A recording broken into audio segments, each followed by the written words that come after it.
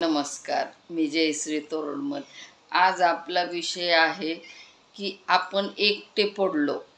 आपल्याला खूप टेन्शन आहे, खूप अडचणी आहेत, आपण एकटे पडलो। तुम्ही पहिल्यांदा देवाचे आभार माना, तुम्ही एकटे पडलात म्हणून। कारण का माहिती आहे का, ब्रह्मांडाने तुम्हाला निवडलेलं आहे, काहीतरी खास कामासाठी तुम्हाला निवडलेलं आहे, त्यामुळं तुम्हाला एकटं पाडलेलं आहे। सगळ्यात महत्त्वाची गोष्ट ही लक्षात ठेवा की जे दुसरे कोणी करू शकत नाहीत ते काम ते तुम्ही करणार आहात। तुमच्यात तेवढी पॉवर आहे, त्यामुळं आज तुम्हाला देवाने एकटं पाडलेलं आहे। देव असं कोणालाही एकटं पाडत नाही, कोणाला तरीच होतं बघा असं। खूप दुःखी, खूप टेन्शन, मार्ग सापडत नाही, तो एकटं पाडण्याचं काम देवाचं ह्याच्यासाठी असतं की तुम्ही बऱ्याच गोष्टी दुसऱ्यांवर अवलंबून अदोगर ठेवलेल्या असतात।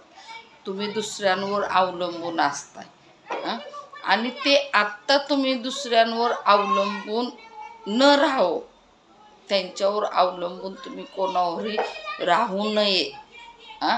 हे सर्व दुःखातनं कसं पुढं जायचं, संघर्षातनं कसं बाहेर पडायचं, ह्या सगळ्या गोष्टींची तुम्हाला जाणीव करून देण्यासाठी तुम्हाला आज परमेश्वराने एकटं पाडलेलं आहे। त्यामुळं तुम्ही अजिबात दुःखी होऊ नका, स्वतःला काय अनलकी समजू नका। तुम्ही लकी आहात, खूप लकी आहात तुम्ही। तुम्हाला ब्रह्मांडाने निवडलेलं आहे की तुमच्यात काहीतरी एक विशेष पॉवर आहे, ते तुम्ही इतरांना देऊ शकता। तुमच्यामुळं आणखीन पुढे चालून 4 जणांचं चांगलं होणार आहे। त्यामुळं आज परमेश्वर तुम्हाला खूप दुःख देत आहे। मग आता या दुःखाला सामोरं जायचं हे तुमचं काम आहे आणि ते समोर जाण्यासाठी पॉवर फक्त देवाला तुम्ही मागायची।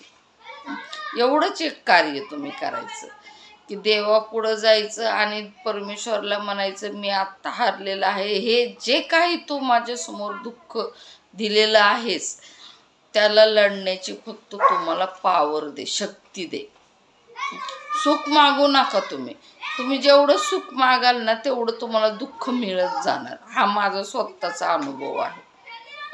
मी नवस बोलत होते देवाला, मला सुख दे, मी हे करेन, मी ते करेन, मी ते करेन। मी ज्यावेळेस म्हणजे अज्ञानामध्ये होते, मला समजत नव्हते ह्या गोष्टी, त्यावेळेस मी देवाला नवस करायचे, मला सुखी ठेव देवा, मला असं कर, मला तसं कर, मी तुला हे देईन, मी तुला ते देईन, मी एवढं करेन, मी एवढे नारळ वाटेल, मी पेढे वाटेल। अरे पण त्यावेळेस व्हायचं काय माहिती आहे का, देव मला जास्त दुःख द्यायचा, जास्त त्रास द्यायचा। ज्यावेळेस मग मी देवांचे ग्रंथ वगैरे वाचायला सुरुवात केली, नामजप वगैरे केला, त्यावेळेस मग मला खरा जीवनाचा आनंद संपला की समजला की हे बघ, देव आपल्याला मागून देत नसतो आणि आपण काय देवाला द्यायचं, 1.25 किलो पेढे नारळाचं तोरण, तोच आपल्याला सगळं देतो आणि आपण काय त्याला द्यायचं। त्यामुळं नवस पण जास्त करायचं नाही, हे करायचं आपण देवाची भक्ती म्हणून, आपण देवाचं नामस्मरण सतत करत राहायचं।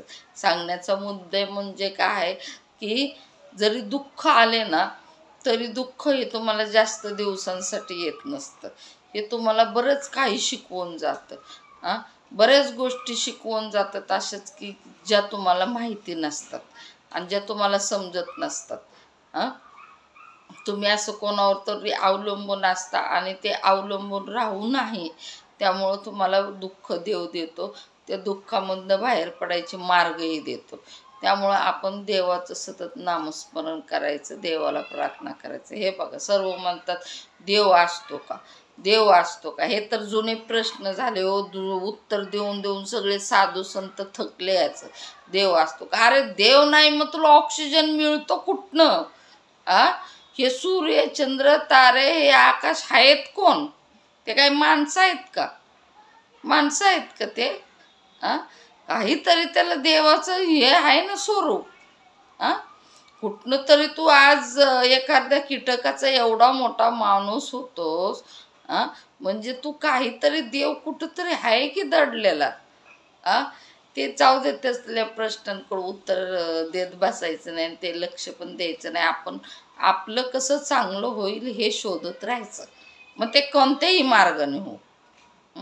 मग देवाच्या मार्गाने होतंय ना आपलं चांगलं, मग आपण देवाच्या मार्गावरच चालायचं.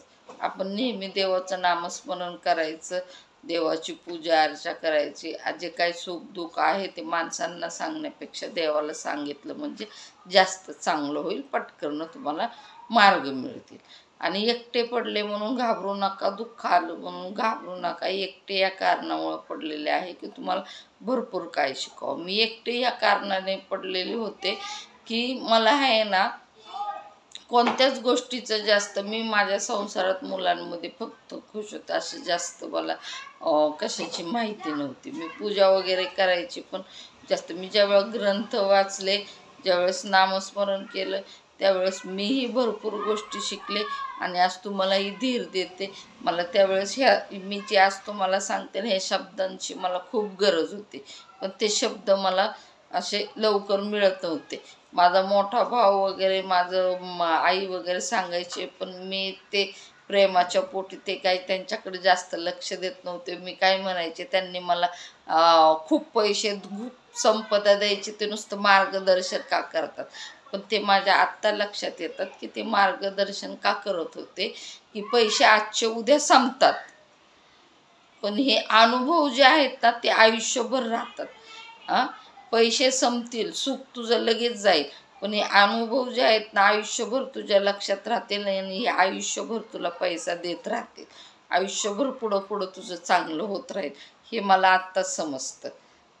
आणि मी खरंच माझ्या भावांना, माझ्या आईची खूप आदरपूर्वक, म्हणजे मला खूप त्यांच्या, म्हणजे ते चांगले आहेत म्हणून मला माझं चांगलं आहे आणि मी माझ्या मुलांनाही चांगलं सांगू शकते.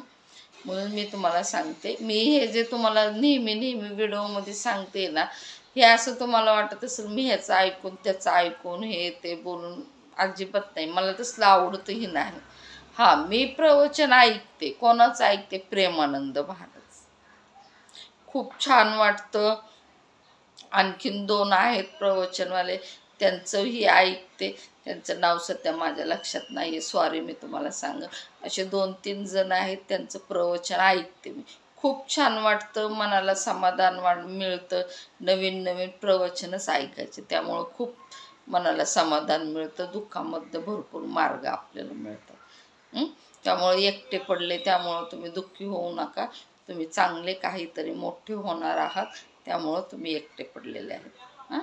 नमस्कार. आवडला असेल तर लाईक करत जा. कमेंट बॉक्समध्ये जय श्री लक्ष्मीनारायण लिहायचं. नमस्कार.